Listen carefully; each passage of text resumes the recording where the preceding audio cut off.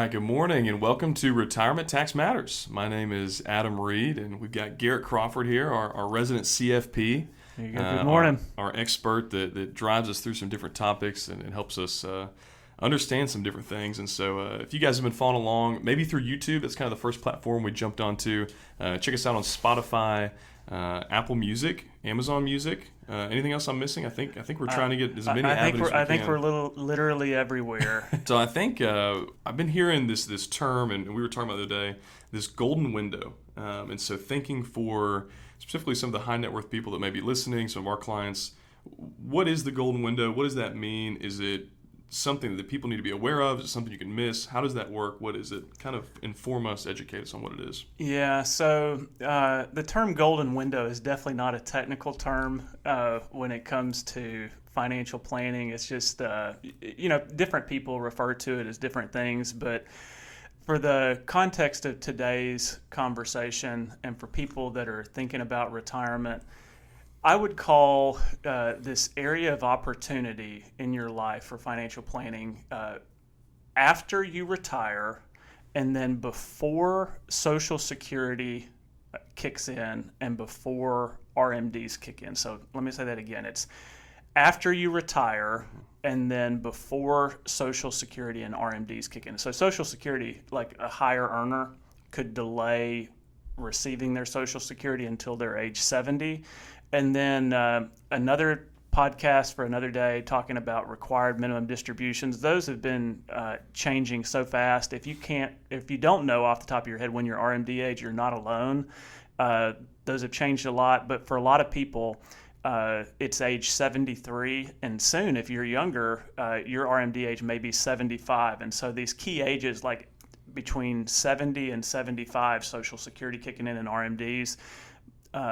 We have clients that are retiring later and later. They're living longer. They're healthier. But still, I would say most of our clients, people I'm interacting with in this area, they're retiring before age 70. And so it presents this area of financial planning opportunity where income has dropped from earning years, but it's not at its full recurring, consistent amount that will happen after RMDs and Social Security start. So that kind of gives us a little bit of background on what time frame we're looking at, when we're looking at. So what are some things that people should be mindful of? Some tools, techniques, things that should be top of mind when thinking through how can I make the most of this window? Yeah. So I think the answer to that question is going to be Roth conversions as a financial planner. It's my favorite tool in my tool belt. It's not the answer to everything, but the answer is Roth conversions, and it's the best way to accelerate future income that you have coming your way into a current year. And so if you're trying to minimize taxes over a lifetime, you would use a Roth conversion because you know things about your life. You know that you're going to retire, but your income is going to be much higher later on because of this, maybe a large IRA that you've saved. And so you're trying to bring income forward to be taxed on it now, which may not be like the most fun thing in the moment, but can pay dividends down the road. And a Roth conversion, again, is the answer. But I start there. We really want to back up a little bit in that we've got really a few things that we want to talk about in the golden window. The first one is Social Security that I'll hit on just for a couple minutes. Required minimum distributions using your brokerage accounts, your investment accounts that aren't retirement accounts. And then we may touch on using donor-advised funds during this golden window. But let's start with Social Security. Too long a topic for this podcast this morning, but generally speaking, especially for the type of person that we're producing this podcast for, that would be like a high net worth retiree, they've kind of diligently saved into a traditional IRA, maybe even a Roth in their lifetime, and that IRA has bloomed into maybe a multiple $1 million account. Social Security, while maybe small relative to a very large IRA or investment portfolio, is still one of your best assets for retirement. Social Security is amazing because of three things. It lasts as long as you do. So if you live to be 105, it would pay paycheck to you every single month for the rest of your life. It is got a cost of living adjustment. So every year when inflation goes up, your benefits do too. And when I started in this industry, it was like 2013, and I'd be talking to my room of retirees about Social Security inflation, and it at the time was 0% inflation adjustments. It was 0.2. They would all laugh because it wasn't a series of high inflation time. But we all remember what happened in 2020, 2021, 2022. We've recently seen inflation adjustments in the high 8s, 5.5%. This last year was 2.5%, and those make a huge difference in retirement. So inflation adjustments on Social Security are great. And then the last one, a little bit debatable these days, but I still think it's worth talking about, is that Social Security is backed by the federal government.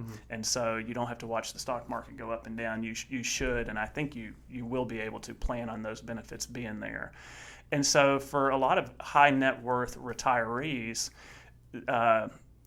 not universally true, but generally true, if you are if you have the higher benefit and you're older, there can be some strong incentives to delay taking Social Security until age 70 and living on other assets. So this golden window, really one of the first steps is figuring out a Social Security plan, and that could mean delaying Social Security, but you're left with a couple of other questions. The other one, well, what money am I going to live on if I don't have Social Security coming in and I'm not tapping into an IRA just yet?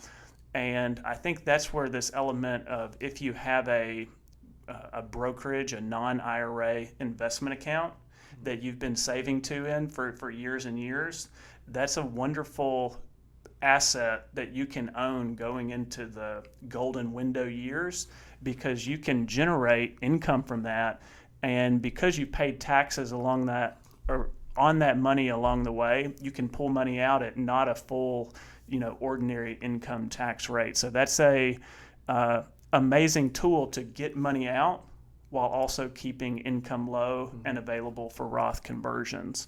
And then I think the other real big one is that RMDs, I have a love-hate relationship with this phrase, but sometimes planners can be a little bit too, emphasize it too much. They call it a ticking time bomb. And it's this idea that if you have a large traditional IRA, you've never paid money on that, which is great. That's a good thing. But the longer you wait to touch it, or that you need it, and I think especially for the type of people listening to this podcast where they may not even need all that money, that IRA that's a couple $1 million could grow to another $1 million real fast with compound interest and the way the market goes. And as that IRA grows, that means your required minimum distributions are going to be bigger. And so I had it pulled up here on my iPad. I thought this would be interesting. Well, and while you pull that up, it's one of those things that I didn't necessarily believe when I first got into the industry. I hear like, RMD is going to be a problem. I'm like, your money growing and coming, like, that seems like a great problem to have. But as I learned more about tax implications and all, and I've been in the industry longer and actually seen it with clients, it's like, oh my goodness. I mean, you're going up, you're jumping tax brackets depending on that RMD each year and your income, and it can really quickly throw you into a mess that you don't want to be in. Yeah, and so when I'm talking to higher net worth people, I feel that tension sometimes where they're, they have problems that are keeping them up at night that they're thinking about. And, they're also reasonable enough. They can back out and say, this really isn't that big a problem. Right. I know that, it's a first world problem to have tax, but I still think about it. And I think that's a real thing. And I think this goes to show, like, somebody that was born in 1952, let's say they contributed to their pre-tax 401k diligently through their life. They had a high-income paying job, and that IRA, now at age 73, is at $3 million. The first year RMD is $113,207.55. If I change that to $4 million, that RMD turns to $150,943. And so as you go up those like $1 million ladders, this is just the very first year. So this continues to happen each year. And if you have $60,000 of Social Security benefits coming in, maybe you have a pension on top of that. These numbers, the RMDs can really trigger you to jump up into another tax bracket that could go from maybe 24 to 32, 35. And, in the grand scheme of things, like, is it a problem? No. Right. But at the same time, you want to be prudent with the savings that you have. And so my point with all this is you need to see the RMD tax bomb, whatever you want to call it, the RMD problem that is in front of you, and you need to anticipate during these golden years where your income may be artificially low, how do we accelerate some of those future IRA dollars into a current year? And the answer is a Roth conversion. And so I think we'll talk about that a little bit more in a second. But the last little thing that I wanted to mention in the golden window, I just had somebody a few months ago that did this before the turn of the year, but utilizing a donor advised fund. We'll have to do a future topic about this and maybe link it to that in the future. But a donor advised fund might be for somebody that has one of those joint taxable investment accounts with highly appreciated securities. You can do a donor advised fund where you can donate those highly appreciated securities into this account. You don't have to give it away to the charity yet. But if you have a giving plan, which this person I was working with earlier did, they just didn't know where they wanted to give it yet. A donor advised fund could be a way to increase your itemized charitable giving and create even more room for a Roth conversion to deal with the RMD problem down the road. Yeah, and I think to double click on the Roth conversions and IRAs, we were meeting with a client yesterday, and I think it was about $1 million in an IRA, and helping them to understand that I think they're in the 24% bracket. So really, take 24% out of that account. Like that's not yours. 76% of that is yours. And so the Roth conversion was a little bit more palatable. They were like, oh, okay, that makes a little more sense. That I look at this $1 million account. I think especially when you're at thresholds like that, where there's some type of like, man, I like the fact that I have $1 million in my account. And so to do a Roth conversion, and then now I've only got $740. Not that we were converting all of it in one go, but now I've only got $740,000 in Roth or $760,000 in Roth. Helping somebody understand that, hey, that's not all your money. The tax man's going to get his money at some point. Are we going to accelerate that up to now, or are we going to push that down? Yeah, and that's where we move from like technical financial planning to behavioral finance. And it's just this idea that, and people do this too when the market grows, the $1 million IRA becomes 1.5, and we anchor to that new number all the time. Like, I could never imagine going back down to 1 million again. But all that money you see in your pre-tax IRA is not yours. The IRS will get a piece of that at some point, and you have to get over that. Yeah. So I think maybe a final question, I'll maybe put two in one, but what about the person that says, hey, this golden window, you're talking about the years where I can travel and go do fun things with my kids, and I don't really want to be concerned or consumed with all this financial planning stuff. I want to go enjoy life. What maybe advice would you give to them, or how would you interact with somebody that's thinking that way? Yeah, I would say yes and amen to that. It's very easy, especially in a podcast like this, to always think that people are concerned about growing their current money into more money down the road. And so I think it's very fitting that like we give it this name, the golden window of opportunity for financial planning.